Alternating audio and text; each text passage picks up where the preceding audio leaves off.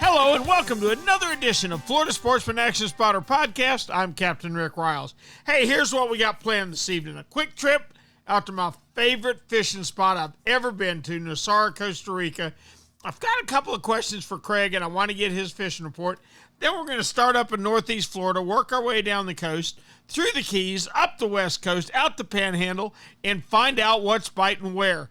Don't know where the mullet have all gone to, but for whatever reason, they're still hanging around Jacksonville. But places south from here tell me that they're not seeing them anymore. That doesn't make any sense. We're going to have to get an update on that.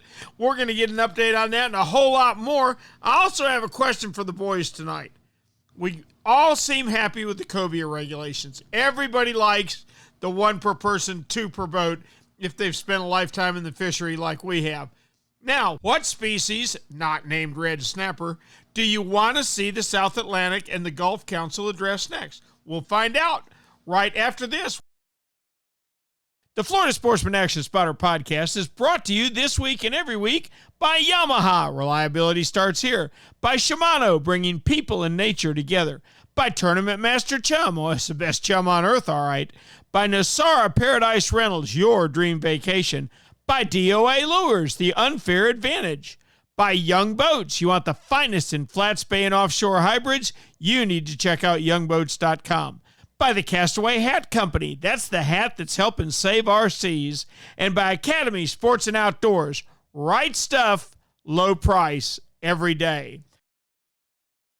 It's time for our first stop of the evening, and we start at the very top. My favorite place to fish that I've ever hit, I guess, on the planet. That would be Nosara, Costa Rica, and we're going to check in with one Craig Sutton. Craigie, how we doing? We're good, Captain Ricky. We Good. got our full moon tomorrow night, and we're getting our last bastion of rain. But, you know, we fished early this morning and got 2 half days in. We caught sailfish and mahi. So, you know, I think as soon as this last bit of rain goes through, probably, I don't know, about midweek, should be over with. I think we're going to be wide open. How about like crazy, that? you know. How about that? Hey, let me ask you a question. Yes, I shouldn't say we, I should say I, have always thought of Costa Rica as kind of a third world country, okay? A little different than life in the United States. But when it comes to fisheries regulations, you guys are miles ahead. Can you think of it? Is true. I'm jealous really as I is. can be because of it. Can you think of any fish in Costa Rica that need more regulation? Are you overfishing anything? Well, I got a, you know, and we took a stand on this several years ago about the snatch releases, where they're breaking the leader, they try to break the hook on these sailfish, you know, just grabbing the leader and snatching them. We got a problem with that. We have never done that, and we've said that, you know, we've kind of, in a nice subtle way, we've said, hey, this is not the way to release fish. And all the guys in our immediate area, all the charter boats, we don't do that. And I know the guys in the central and the south part of Costa Rica do it, and that's fine. That's their call. But for us in our immediate area, we just don't do that. We bring the fish in, we revive them first, we pull the hook out, make sure they're settled down, the lactic acid, the heart rate's down, and then we let them go healthy and wealthy. And you know, and I got a problem with that, but, you know, it's to each his own. I'm not going to condemn somebody if they're ugly about it, but for us, it's just the way we do it. Yeah, Craig, I got to tell you, I keep a line cutter on my boat. Anytime I've got a mate with me, knows exactly where it is, and we do the same thing. We grab the bill, we get them back lit up, we get them looking good, and then you just reach over with that little line cutter and subtly do it. Don't try and do it with your pliers, guys. You can't, okay? The fish is moving too much. But you can reach over, just get a little bit of tension on that line, reach out with that line cutter and slice it in two, and he's gone in great shape. I'm with you. I'd like to see an end to snatch and release. If that hook is in his stomach, you may have just doomed him by snatching on it. Oh, I don't think there's any question. And I've talked to divers years ago, and I'm going way back, probably 15 years ago, that would dive the day after the South Florida Billfish tournament, and they said the ocean floor was littered with dead sailfish. So okay, that was enough for me, and I won't think about that. You're talking about one of God's resources, and I think all fishermen have a lot of us that are really concerned about the environment and the species and stuff. But the Costa Ricans, and that's what endeared me about those people originally when I first started going down there.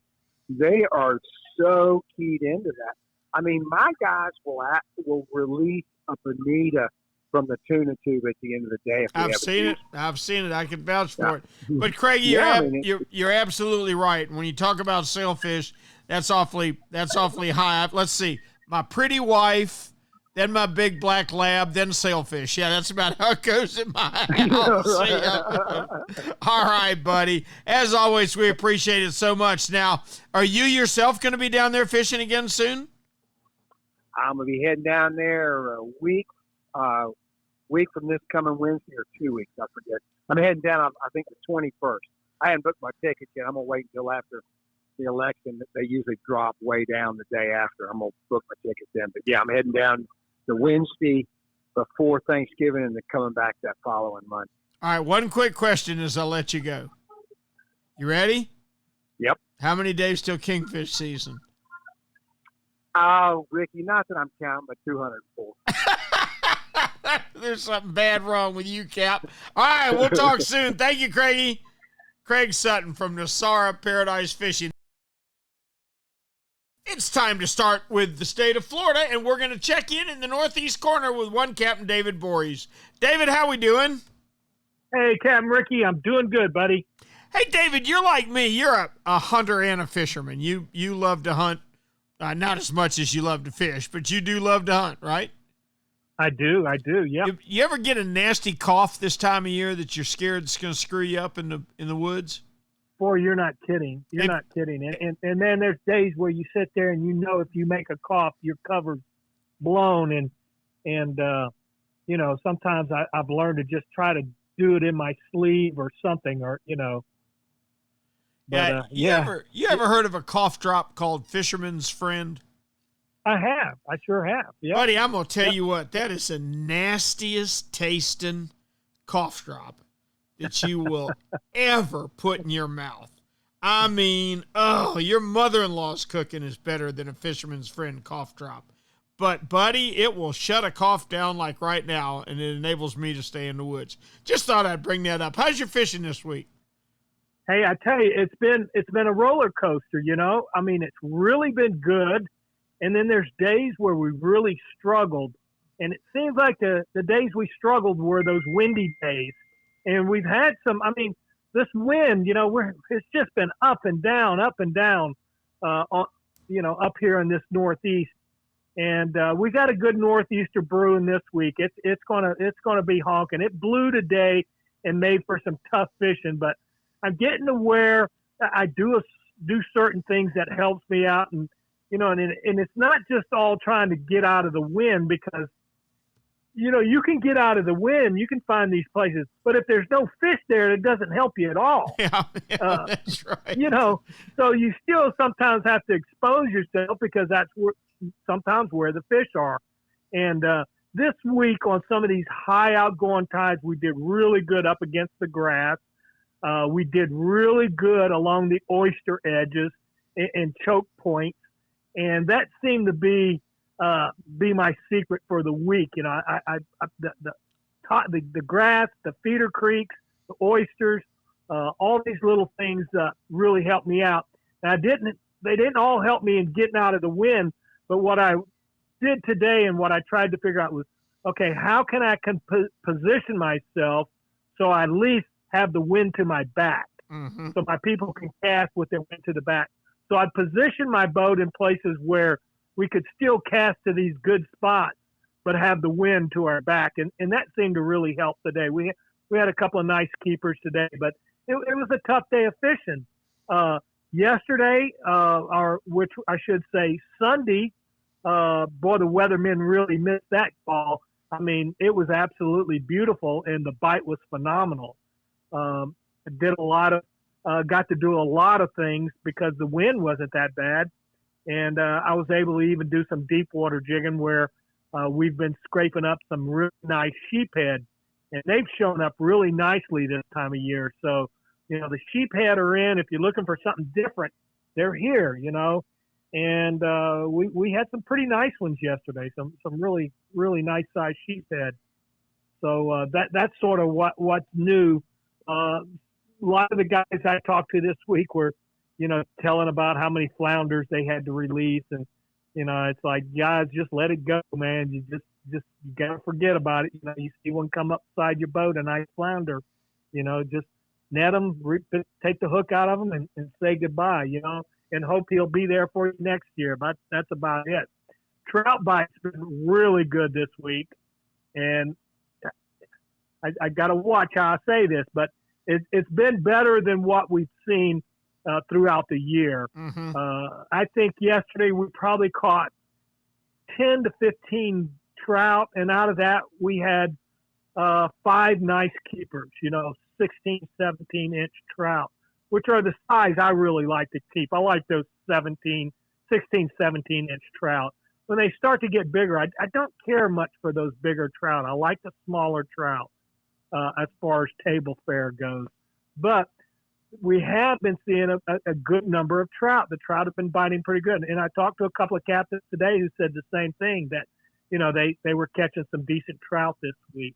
Redfish, they're pretty much the same, but it seems like that good bite is like right when those tides turned, either that first turn of that first of the outgoing, or way down low, the very last of that outgoing, and even that very first part of the incoming tide. Those when we're around these full moons and new moons, it seems like the middle of those tides make for tough fishing because of the water is just ripping so hard. It's hard to fish those strong currents that we have in Northeast Florida. And so you sort of wait for that tide to slow down and get at the right speed, and that seems to trigger the bite. Yeah, that's pretty common, a change of tide helping you. And like you say, this is the time of year for trout to show up. It's into cooler water, not a lot cooler, but it is cooling off some, and we should only see them get better from here. David, we just, it wouldn't affect you much. You're strictly an inshore guy, but all of the offshore guys that I've talked to that are really conservation minded and have got the fishery in the forefront of their minds are very happy with the new cobia regulations, 1 per person, 2 per boat. Our cobia have fallen way off.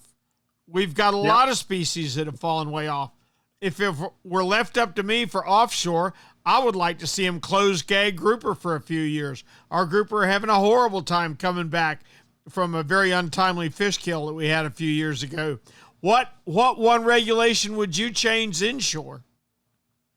Well, Rick, the one and only thing that I feel like they have, I feel like they do have a couple of things wrong. And one I'm just going to mention, and that was leaving the commercial harvest of flounder open.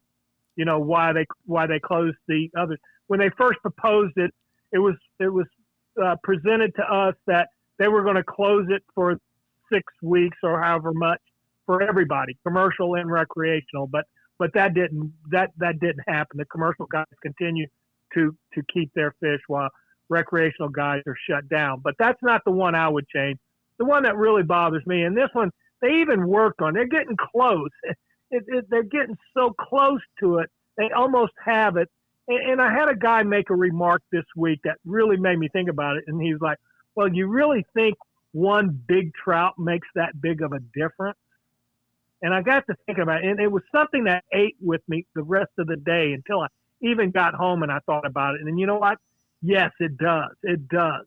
Because when we're seeing trout numbers like we're seeing now, so dismal, that one big spawning female, that one big 25, 26, 27, 28-inch female trout, springtime to spawn and lay all those eggs, it does make a big difference. And that's the one thing I would change. Go ahead and slot the trout. do not allow any trout to be harvested, commercial, recreational, anybody over the size of 19 or 20 inches. Yeah, that's a big step, but I do agree with you, and I do understand it. And I think what happened to us on the flounder, David, I think they started out to protect the shrimp boat harvest, which was a great idea. Whoever thought of that. The shrimpers drag up a dead flounder. Don't waste it. Let's go ahead and allow those flounder to hit the market. And doggone it, somehow it went from there to, okay, we'll let the giggers and the commercial fishermen with an RS permit go ahead and harvest flounder during that 6-week close period. You're right. I don't like it. It drives a wedge between us, and it's certainly not good for the flounder. I would applaud a 6-week closed season if it were closed for everybody. Cap, I appreciate it as always, and please tell me we can check with you next week. You know where I'll be, Ricky. All right. Thank you, Captain David Voorhees. And try those fisherman friends. They'll shut your cough down. I'm going to do that. All right, buddy. Thanks for a great report. Now, before we move along, let's get a word from D.O.A. Hey, it's finally fall, and how many of us have been waiting for the magic of the mullet run to start? There are literally miles of mullet moving along just about every area of Florida coastline. What you need to cash in on the tarpon, snook, reds, trout, sharks, etc. that are feeding on the poor fingerlings is the perfect mullet imitation. Well, for my money, you can skip all the high-dollar made-in-China mullet imitators. For me and all the podcasters I've talked with, the perfect mullet imitation is made right here in Stuart, Florida, and it's the D.O.A. Bait Buster. Mark Nichols, the owner and manufacturer of D.O.A., spent years designing different bait busters to swim shallow, medium, or deep. What makes the bait buster so special? I'll tell you what I think. I think it's the tail. If your bait buster is moving, the tail is flapping. No predator can stand that tail flapping in his face. The D.O.A. Bait Buster. It's the perfect mullet run bait. Now let's head on down to East Central and have a chat with Captain Jim Ross. Jimmy, how are you? I'm doing great this week, Rick. Good. You fishing or hunting? Well, yes. Yes, I like that, buddy. What's that song Luke Bryan did? Fishing, hunting, loving every day. I can have that. I can handle that. I just got to figure out a way to get more pay than what I'm getting. That's it. Yep. I think he said he was getting dirt road rich and clean river pay or something like that, and that's about where we are. Yeah, exactly. Well, we've got this tropical storm coming at us, and I was expecting the bite to kind of kick off this morning. Right. First part of the week, we had the full moon, or it's pretty full, and I was expecting it to kick off right around noon. And for whatever reason, the fish just absolutely shut down and just quit.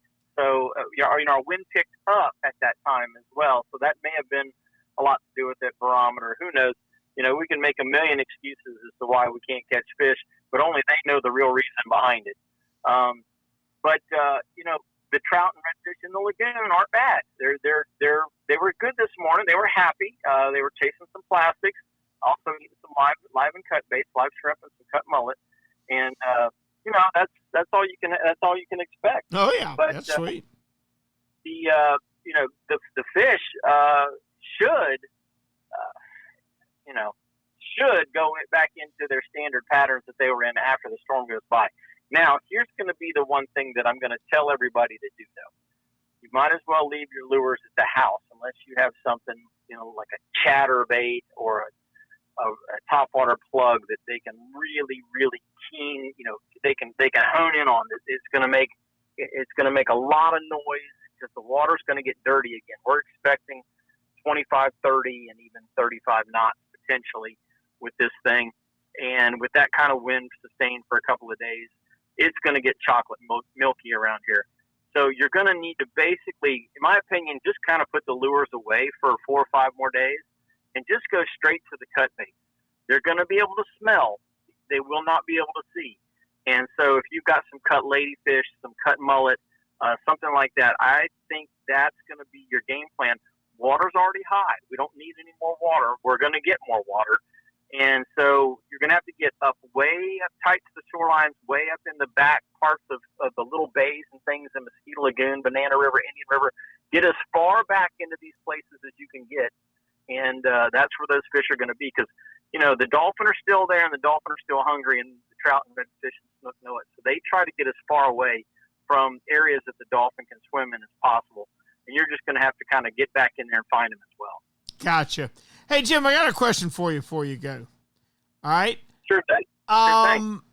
You and I have talked, and we're both very happy with the new cobia regulations for the most part. All right, Yep. What's next? What one fish needs the most immediate attention in your area? Well, in my area, being Central Florida, being the Space Coast side of Central Florida, they shut redfish down because our populations are down so much and lack of habitat and so on and so on. So that one's been addressed. The other species of red, though, the snapper, in my opinion, is one that they definitely need to look at. And I'm going to be real honest with you, Rick. We've got a lot of guys that are out there that are spearing commercially flounder, and you and I are only allowed to keep a certain number of flounder. None right now. Right. You're exactly right. But when flounder season is open, right. But commercial guys, if they can spear 100 fish in a day, they can keep them. 150 a day. And these divers are wiping out our broodstock populations out on the reefs now. They've figured them out, and they are wiping them out. And I think that something really needs to be done with them. They've already got their recreational in place.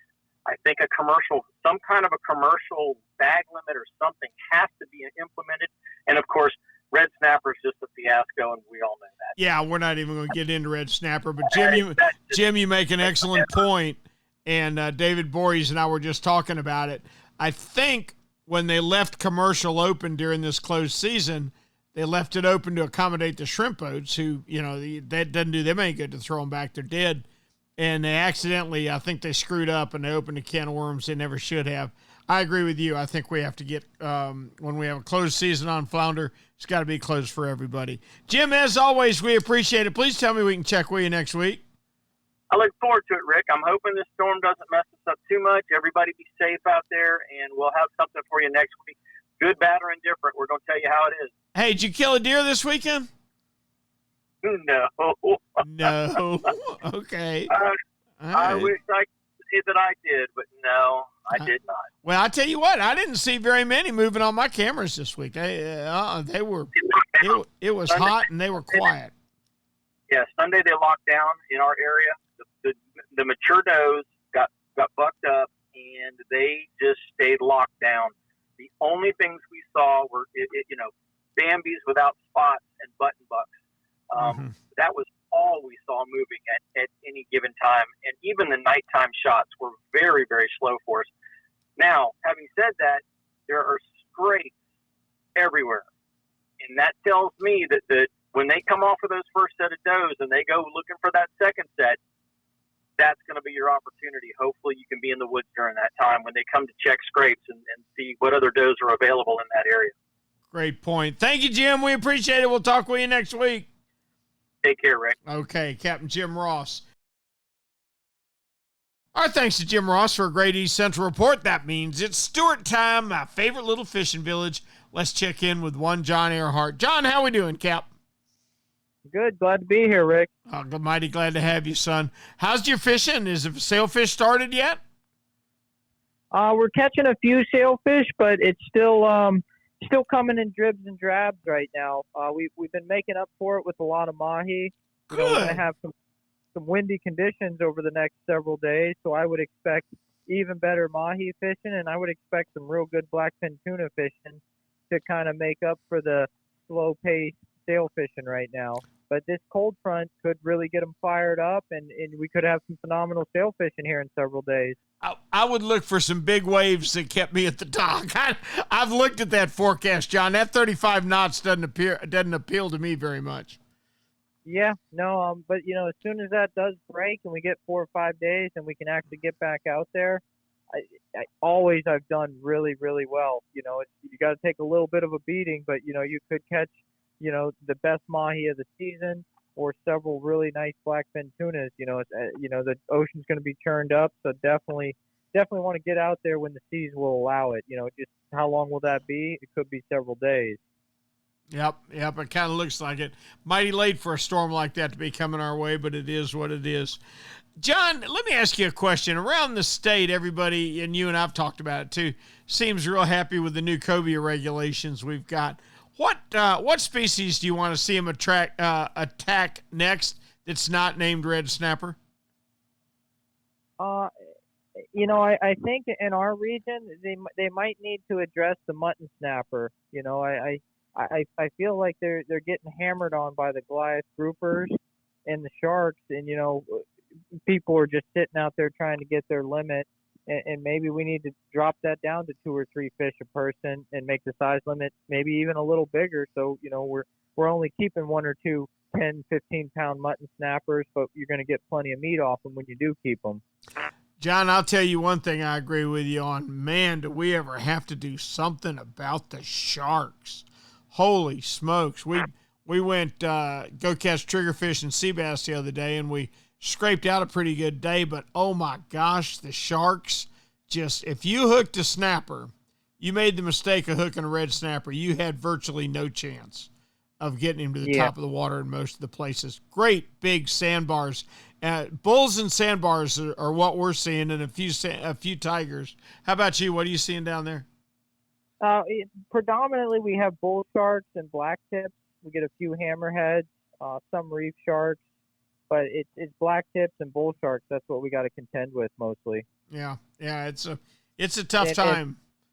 And the Goliaths, if anything, I know they did give us some tags, and I was fortunate enough to get a Goliath grouper tag, but you can't really keep one in Martin County, and you can only keep a small one. So it's a step in the right direction, but I think we need to be able to keep a few of those bigger fish that are really wiping out the snappers on the reef. That would help out tremendously on the Treasure Coast. We've got to learn how to keep the ocean in balance, John. Up here in Northeast Florida, the red snapper and the sharks have taken over all the inshore reefs. There's no room for sea bass and triggerfish and vermilions and all this stuff that we used to catch. All the boats are having to concentrate on deep water fishing just to get away from the red snapper. The ocean is out of balance, and we've got to have a new approach that brings everything into balance. Does that make sense? You understand what I'm saying? Oh, absolutely. And I think Florida could learn a lot from Alaska because every year they change the quota on what can be kept as the season starts, because they have an idea of what they actually assess the fish stock, and they have a general idea of how many fish are going to be coming into the river. This is mostly for salmon, but we could do something similar to that, based on what we're catching and the fish we're tagging, and seeking fishermen's input.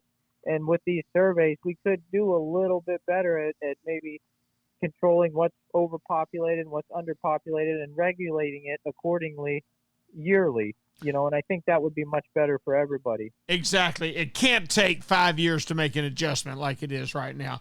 John, we appreciate it so much. Please tell me we can check with you next week. Yes, sir. I'll talk with you next week. Captain John Earhart from Stuart, Florida. Thank you so much for a good report as always. Before we go to our next action spotter, let's get a word from the Castaway Hat Company.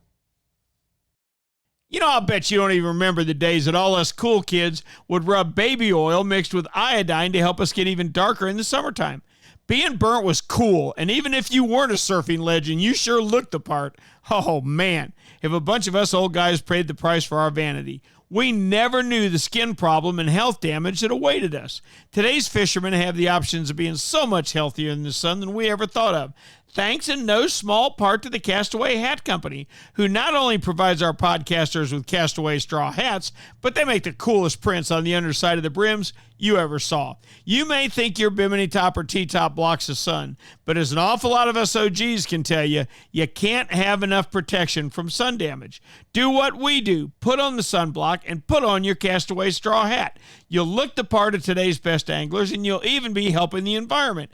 That's because for each Castaway hat sold, the Castaway Company is going to pay to have 1 pound of trash removed from our waterways. The burning Florida sun won't be raced in your skin, and believe me, when you age a few years, you'll thank us old guys with a lifetime on the water. So go to CastawayHatCo.com and get your best sun protection today. The Castaway Hat Company. They've got a hat for every adventure. Our thanks to John Earhart for a great Stewart report. Now we're going to hop on down to Alamorada and check in with one Cap Bean Storing. Brandon, how you doing, son? I'm great, Rick. It's good to hear from you. It's good to hear from you. You know what tickles me? We had a meteorologist on the radio show, the Florida Sportsman radio show one time, and he told us there is absolutely no correlation between the full moon and the fall northeasters. You believe that? No. Yeah, I think if you're a fisherman, you've seen a few full moon northeasters, haven't you? Oh, absolutely. And the thing is, I do believe this, and this is just my own theory, that a big part of it is also when is the moon rising and setting, the full moon? Also, is it overcast or not? If the full moon's up all night long and there's no overcast, then those fish are feeding all night, But, maybe it's like, the moon's kind of more up during the day, or if it's overcast and the moonlight doesn't really affect anything, then, I don't really see a big effect on fishing. But if that full moon is out and bright, out all night, I promise you, a lot of fish are affected by it. They're eating all night. They're picking their teeth all day and sitting there fat and happy, except for, of course, the exceptions like wahoo and triple tail that, you want the full moon condition for, and marlin and whatnot. But, yeah, there's a huge correlation with the moon and fish for sure. But it's just also like other things involved. There's also, in my opinion, a correlation between the full moon and the northeasters. So many of our fall northeasters come in on the full moon. If you'll keep track of it. Well, we got a northeaster blowing right now. Brandon, what's the moon doing? It's down right now, but it's coming up soon. Right, I know, but the stage of the moon is just passing full, and the northeaster rolled in the same time that the moon did. But anyway, how's your fishing? It's a little tough. Like if I had to speak for today and yesterday, because not only have we had a full moon all night, where we also have 20-25 knot wind. Right. So it's kind of tough. There's some places you can't go to fish that you usually want to fish.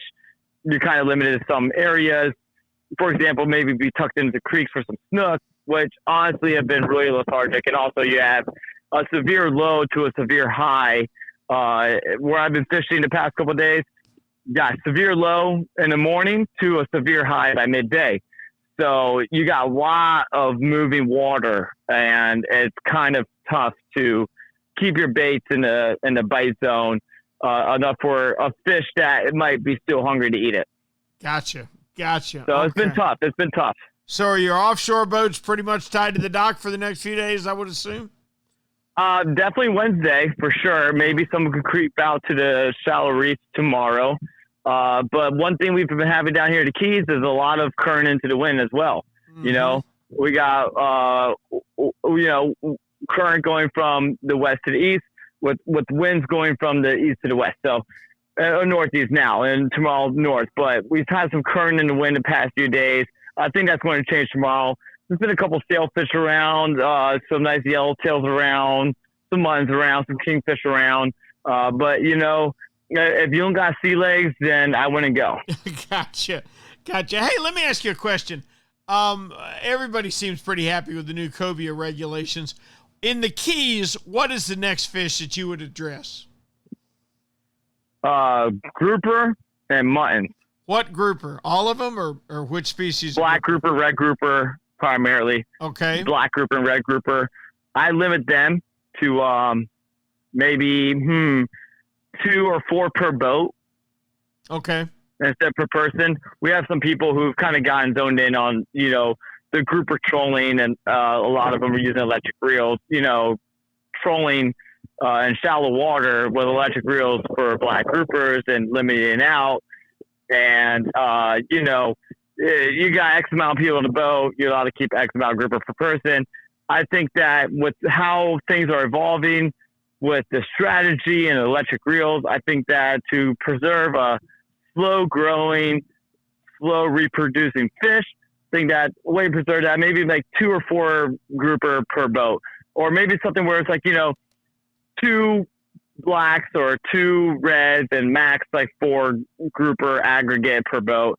Muttons, I think, should be limited to 5 per boat. Like, you know, you got to keep 5 mutton snappers per boat instead of keeping 5 muttons per person. I agree. Because there are some people who do take advantage of that, where they got 4 people to boat, and when the mutton bites hot, they're killing like 20 muttons, which is ridiculous. Because, you know, I know from fishing a lot of little mutton spots that once you kill, you know, 5 or so muttons one spot, then that's it. You wiped out that spot until the next group of them come by it. You know what I mean?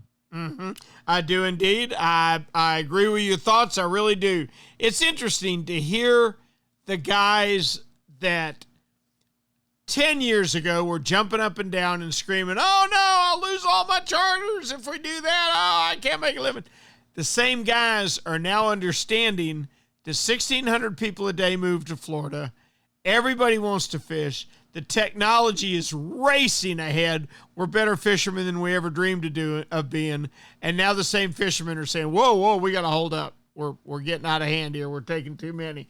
I appreciate it. I love your thoughts on it, Bean. I sure do. Please tell me we can check with you next week. Always. Thank you, Captain. Captain Bean Storin checking in from Islamorada. You know what Yamaha Outboards love? The genuine formula and consistency of Yamalu marine engine oils. What?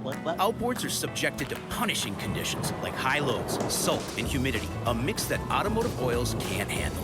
Yamalu full synthetic and marine performance formulas are certified to protect against friction and corrosion for reliable performance every time. Find Yamalu marine oils at your nearest Yamaha Outboard dealer. Locate them at yamahaaoutboards.com/dealers. Yamaha, reliability starts here.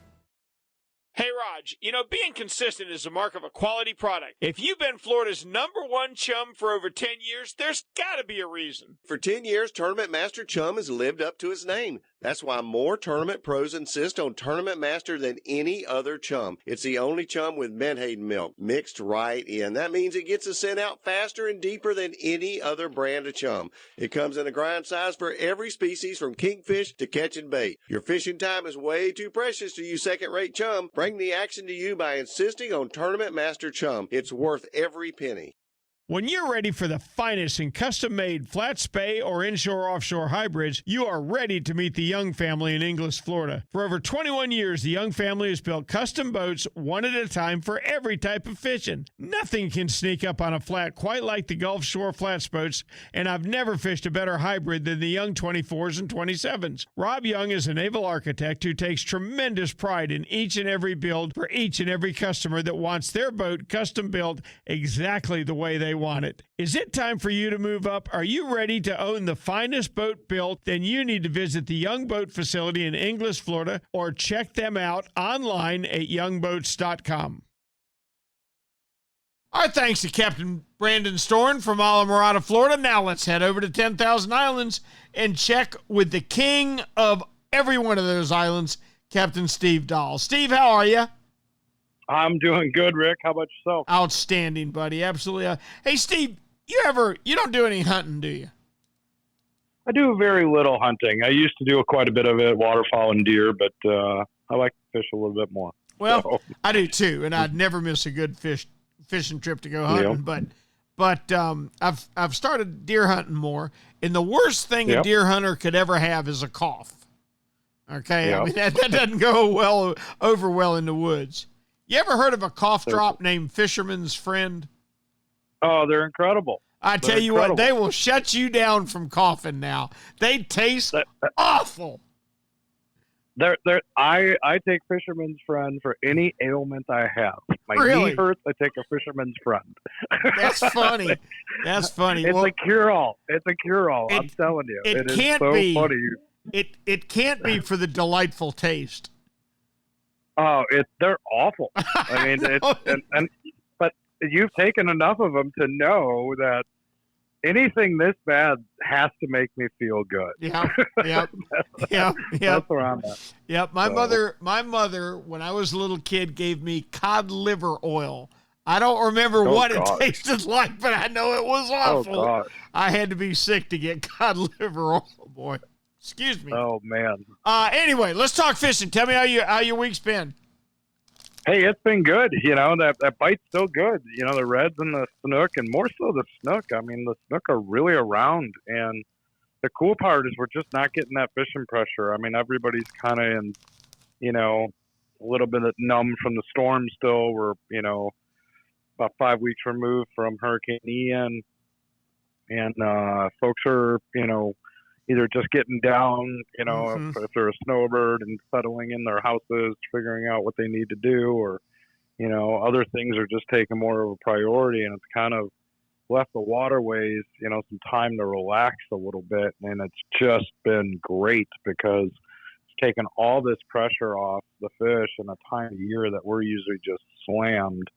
And it's coming back. People are coming out and fishing, and, you know, it's good. But, you know, the amount of, you know, pure boat pressure out there is just it's so peaceful. It's, you know, what the 10,000 Islands used to be, you know, 15, 20 years ago, where you might see one or two boats the balance of the day, and they're captains, you know, and it's been great. And, you know, I'm taking full advantage of this because the fish are so cooperative right now.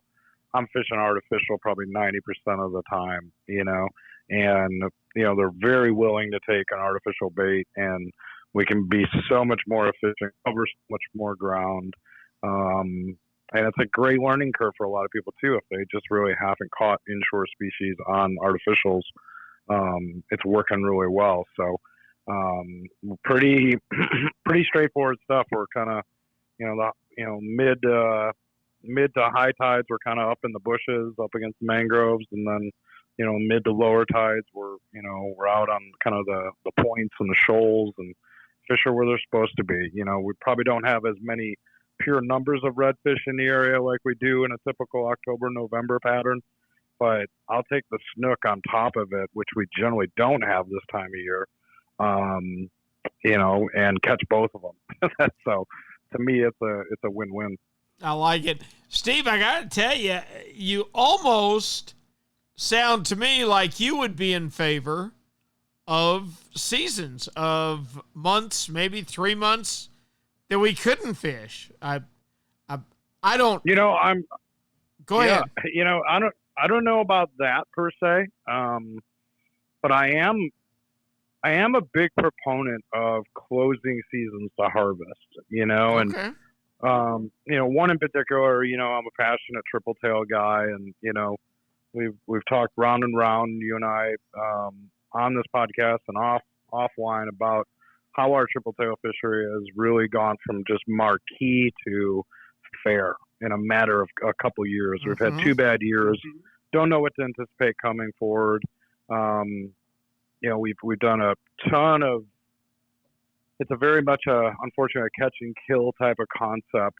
You know, there's not a lot of people who catch and release triple tail, and there's so many more people triple tail fishing now, just because they have the resources to learn more about it. And not necessarily a bad thing, but this is a perfect example of we may be depleting some of those, those breeding fish, and they're just not replenishing like they should be. We're missing a year class or 2 now, in my opinion. And maybe, you know, our traps are dropped, you know, middle of October, you know, stone crab traps, pots is what I'm referring to. That season's really mid-October through mid-May. And maybe we only open up the season for, you know, 3 of those 6 months, you know, or 3 of those 7 months, maybe, or something like that. You know, I'm not saying just totally, you know, shut it down and completely for a year, but maybe we break it up, almost kind of like a little snook season, or there's just got to be an answer to some of that stuff. I mean, this is a perfect example. I mean, fishing from our region all the way to Boca Grande right now is, fantastic.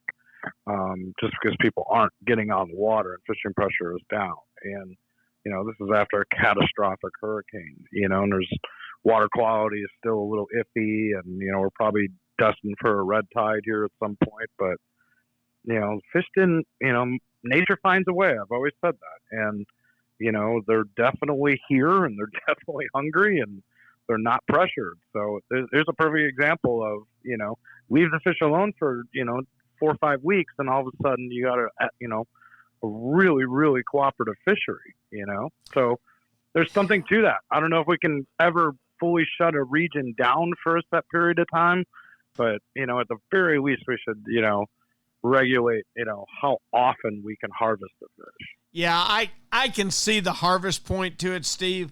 I just can't justify in my mind closing the ocean for months at a time. Agreed. I am a fisherman. It's what I am. It's what I do. I don't have to bring fish home all the time, but man, I got to see that sun come up on the horizon from 20 miles offshore. I'm not happy. That's for sure. Steve, as always, we appreciate it. I'm so glad to hear your fishing's good. Please tell me we can check with you next week. Oh, you definitely have my word on that. Okay, this continues. buddy. We got a lot to talk about. Thanks, Steve. Captain Steve Dahl.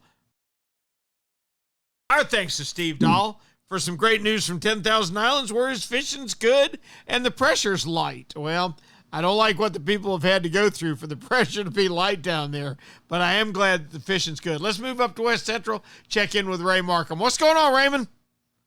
I don't know about the light right now. It could be the only light I see is that light of the gorilla holding the flashlight at the end of the tunnel here. but the fishing's not been too bad. I think it's going to be a little odd if we try and get out this weekend, judging from what they're saying the weather's going to be like over the next several days. Could muddy up things a bit. But they're good. Stinky live baits and noisy topwater artificials will probably still get some attention out there. Gotcha. I'm sure glad I'm not one of those guys working offshore, though. Ooh, no, sir. No, sir. I tell you what, it was blowing northeast about 21, 23 last night at my house. And that's not bad.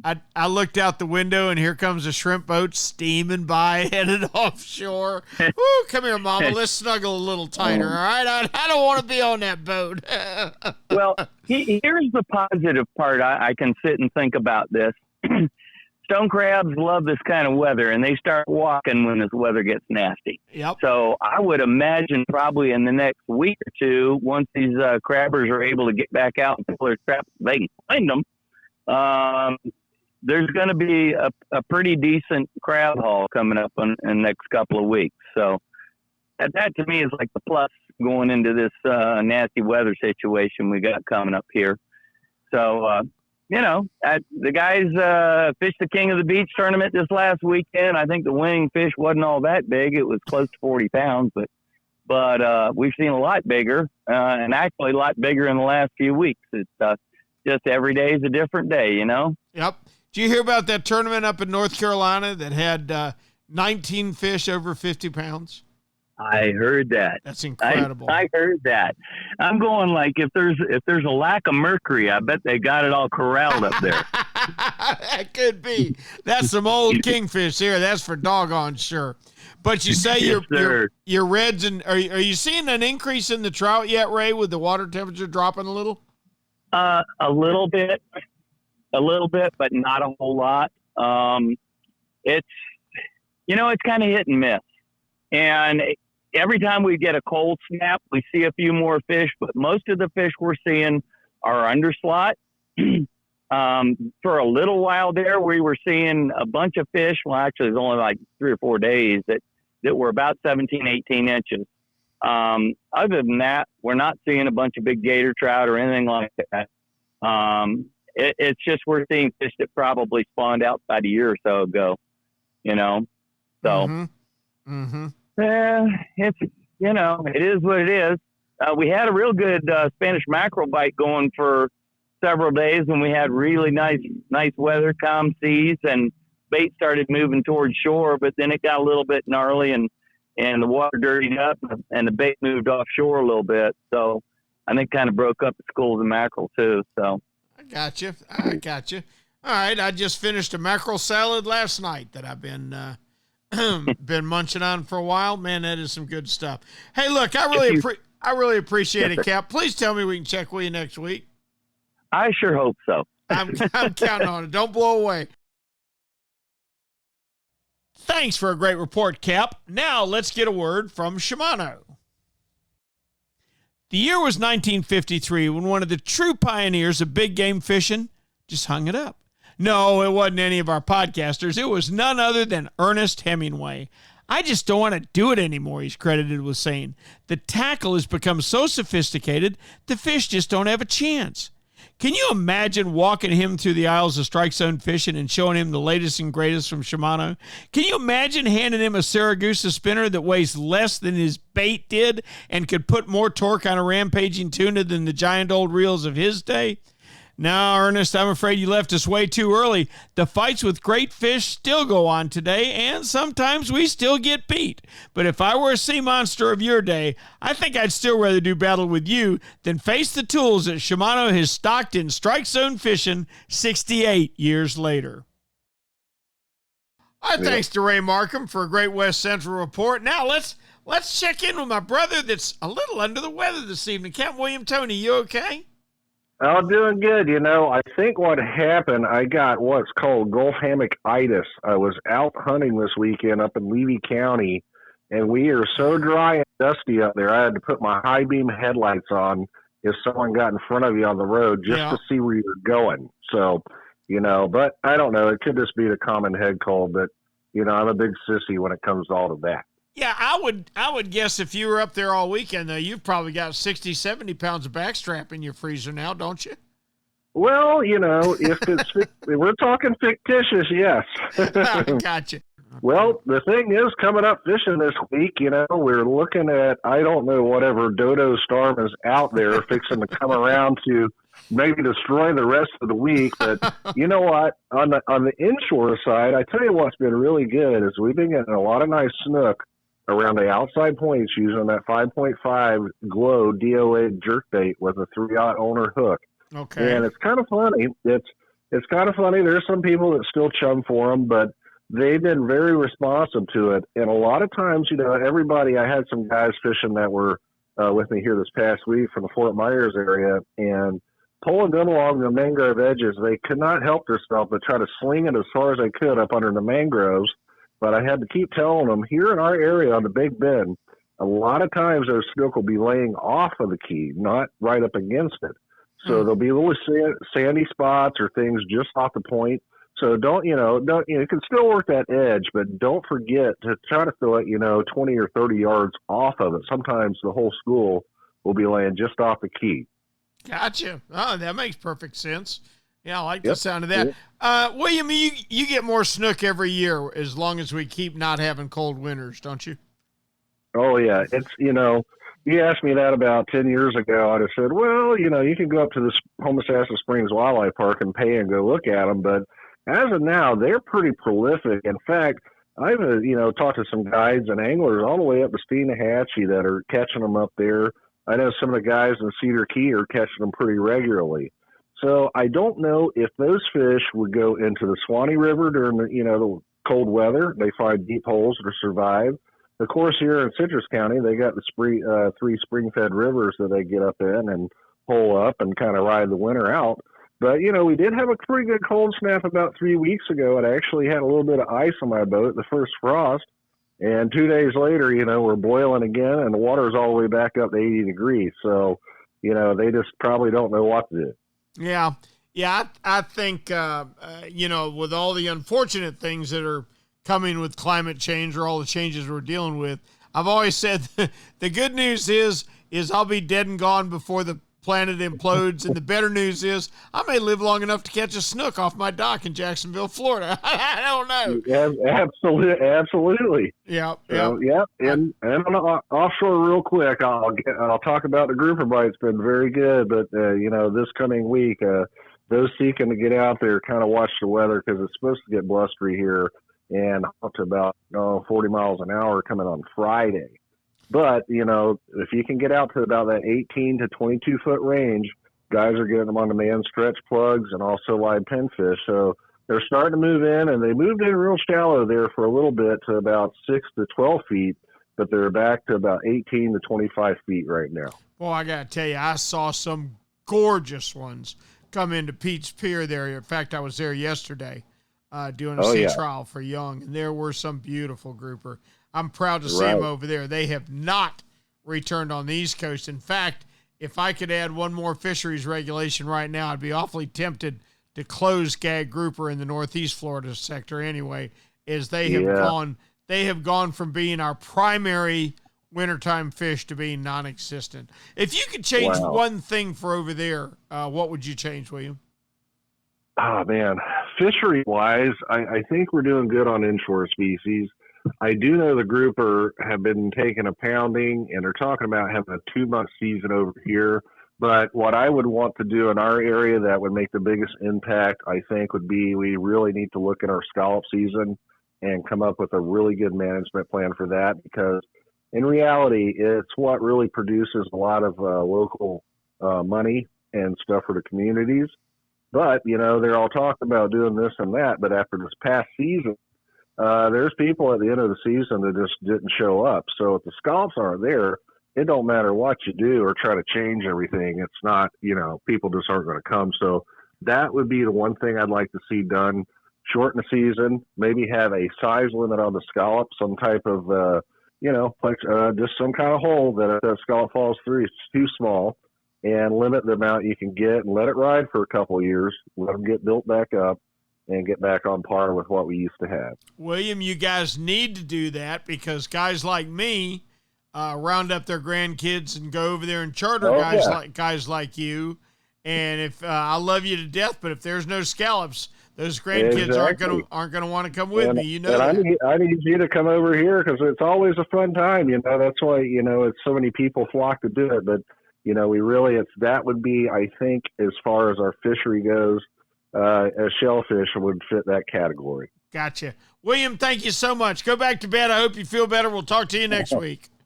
All right, bud. Have a good evening. Captain William Toney. And for our final stop tonight, we're going to swing on out the Panhandle and check in with one Captain Tyler Massey. Tyler, how we doing? I'm doing good, Rick. How are you guys? Good. You got any boats able to get offshore in the last week or so? Yeah, so we've had a few trips in between the wind and we haven't had too much of a front lately, but it's been a lot of constant wind out of the northeast, that kind of stuff. But yeah, the boats that have been making offshore, we've been fishing mostly bottom fishing the last couple trips, over the week or so, and it's been a lot of vermilion snapper. We're still catching a few trigger fish, and I've found that we've been fishing some live bottom areas, not as much the big wrecks right now. It's just a big variety pack. You can go to these live bottom spots, and they're anywhere from 13 to 20 miles offshore. Just natural coral structure, rock structure on the bottom, and it's vermilion snappers, almaco jacks, mangrove snappers, triggerfish, a few scamp grouper, just a big variety pack on these live bottom spots. Talk to me, Tyler, about the status of your scamps. Are you catching as many as you used to? Boy, they're getting scarce on the East Coast. Yeah, I'd say that's our primary grouper that we catch up here now. The gags, we don't see as many gag groupers as when I was younger. But the scamp has been very consistent for us, and especially if you put the effort in catching some nice live baits, whether it's small pinfish or cigar minnows. We typically, to go target them and have a really good scamp trip, we fish anywhere from about 200 foot to about 330 foot, 340. And that's fishing mostly rock bottom, like these big, in the 30 to 50 mile range from our path. So, but the scamp fishing is very good here, I'd say, for the most part. Gotcha. Well, that's real good. Well, You better keep them under lock and key, because there's a lot of guys over here that would sure come steal him if we had the chance. Anything going on inshore, Tyler? Yeah, inshore fishing's been good also. You know, for a lot of the trout and the slot reds, we're kind of in a transitional period. The fish aren't always on the flats. They're not in the canals or in the river mouths yet. So the trout can be a little tricky, maybe hard to get them to bite.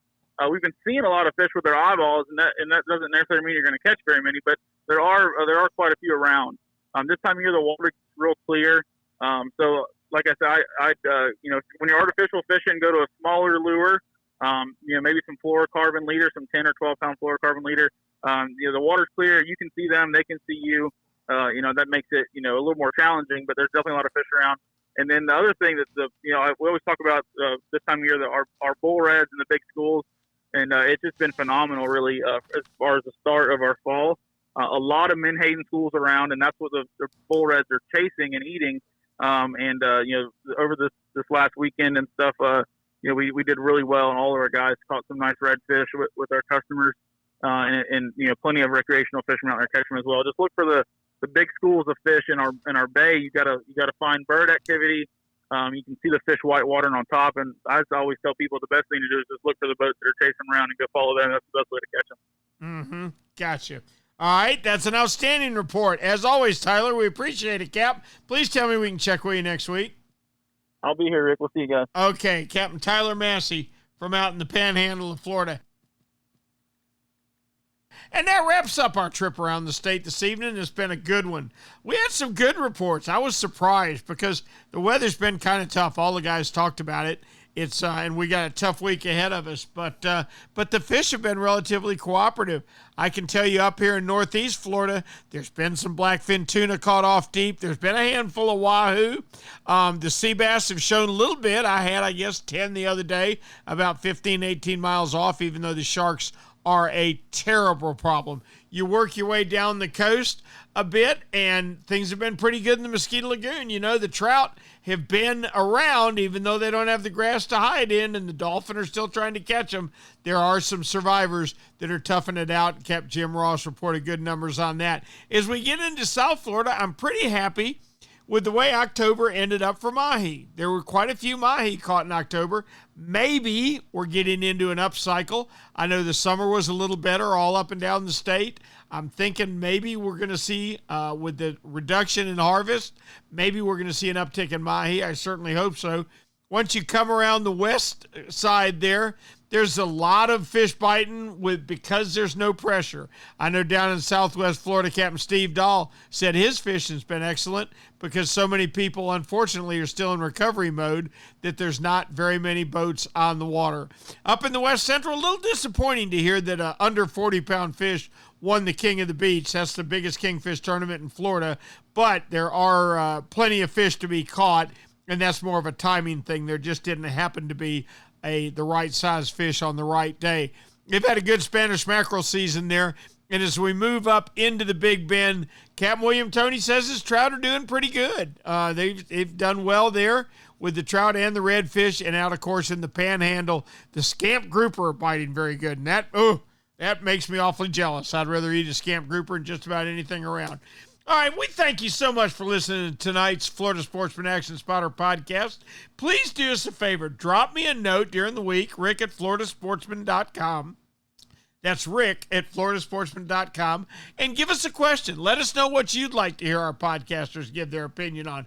Everybody had a fish that they wanted to reduce the bag limit on. Now, isn't that interesting? Nobody said we need to raise the bag limit on anything. Gosh, fishermen's attitudes are changing, and I'm sure thankful to see it. Florida Sportsman Action Spotter is brought to you this week and every week by Yamaha. Reliability starts here. By Shimano, bringing people and nature together. By Tournament Master Chum. It's the best chum on earth, all right.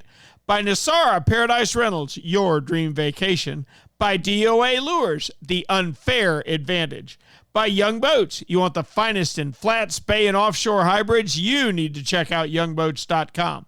By Castaway Hat Co, the hat that's helping save our seas. And by Academy Sports and Outdoors. Right stuff, low price, every day. For Florida Sportsman Magazine, until next week, I'm Captain Rick Riles, and we'll see you on the rig.